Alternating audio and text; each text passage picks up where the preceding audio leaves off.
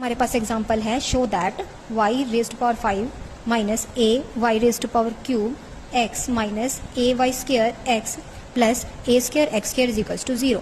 यहाँ क्या शो करना है कि ये जो कर्व है इसके पास क्या होना चाहिए, पॉइंट ऑफ ऑस्कल इन्फ्लेक्शन एट द ओरिजिन। यानी अगर मैं ओरिजिन यानी इस कर्व को ओरिजिन से पास आउट करूँ ना, तो मेरे पास पॉइंट कैसे आना चाहिए कि पॉइंट ऑफ ऑस्कल इंक्लूजन जैसा। मतलब इसमें क्या होना चाहिए, कर्व के नॉर्मल के एक साइड तो दूसरी स्पीसीज लाई करनी चाहिए और कर्व नॉर्मल के दूसरी साइड क्या होना चाहिए, दूसरी स्पीसीज को लाई करना चाहिए। ठीक है, अब क्या करेंगे, जो आपकी कर्व की इक्वेशन थी उसमें हम क्या करेंगे, पहले तो lowest degree term. Lowest degree term सभी में आपको चेक करना है जब आप कोई भी क्वेश्चन सॉल्व कर रहे हो। लोवेस्ट डिग्री टर्म को क्या कर देंगे, 0 से कंपेयर कर देंगे। तो यहाँ क्या आ जाएगा, x square is equals to 0। यहाँ से क्या आ जाएंगे, रियल और इन कॉमन रूट्स आ जाएंगे। कॉमन रूट्स आते हैं तब किस चीज़ की फॉर्मेशन होती है, कस्प की और कॉन्जुगेट की। बट हम किसके बारे में बात कर रहे हैं, सिर्फ कस्प के बारे में बात कर रहे हैं, तो रियल रूट्स को ही लेकर चलेंगे।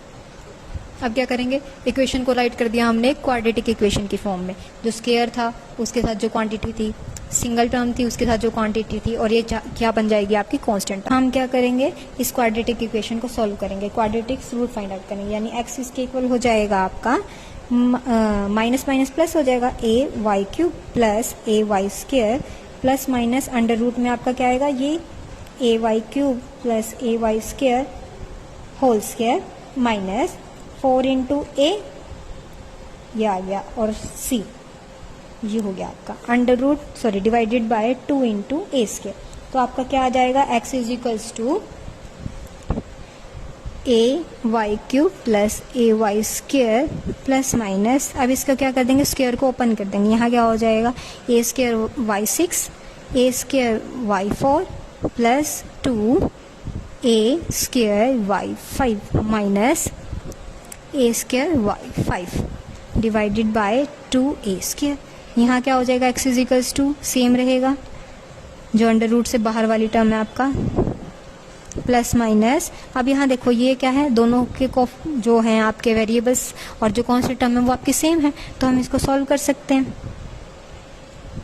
क्या आ जाएगा, a square y 6 a square y 4 minus 2 a square y 5। जब हमने प्लस का जो स्क्वायर ओपन किया था तो यहाँ प्लस का साइन आ गया। अब इसको माइनस करने के बाद हमारे पास माइनस आ रहा है, तो हमारा ये क्या बन जाएगा, नेगेटिव टर्म का स्क्वायर बन जाएगा। एक्स इज इक्वल्स टू है आपका a y cube plus a y square plus minus under root a y cube minus a y square whole square divided by 2a square. अब under root में क्या है, square quantity है, तो square root और ये जो आपका स्क्वायर है एक दूसरे को कैंसिल कर देंगे।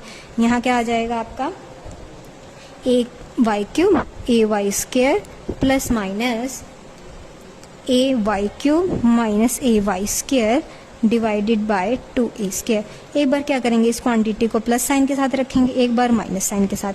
हम लेते हैं पहले प्लस वाली, y cube a y square plus a y cube minus a y square divided by 2a square. ये आपका यहाँ से कैंसिल हो जाएगा, तो आपके पास एक्स इज इक्वल्स टू आ जाएगा 2a y cube divided by 2a square. तो एक्स किसके इक्वल आ गया, y cube divided by a।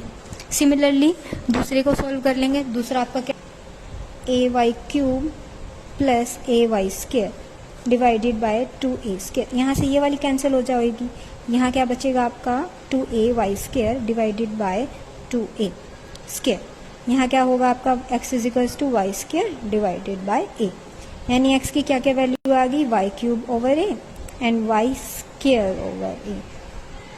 ठीक है, तो हमें क्या बताना है कि यहाँ पे क्या होगा, पॉइंट ऑफ ऑस्कल इन्फ्लेक्शन। पहले तो यहाँ पे बताना है आपको कौन से टाइप का कस्प की फॉर्मेशन होगी। कस्प आपका कैसे चेक करते हैं कि रूट्स के कैसे आ रहे हैं, किसकी वैल्यू किस तरह से लाई करिए। अब यहाँ देखो, y की या तो मैं पॉजिटिव रखूँ वैल्यूज़ या नेगेटिव रखूँ वैल्यूज़, तो दोनों ही वैल्यूज़ के लिए x के पास कैसी आएंगी, रियल वैल्यूज़ आएंगी। आप पुट भी करके देख सकते हो।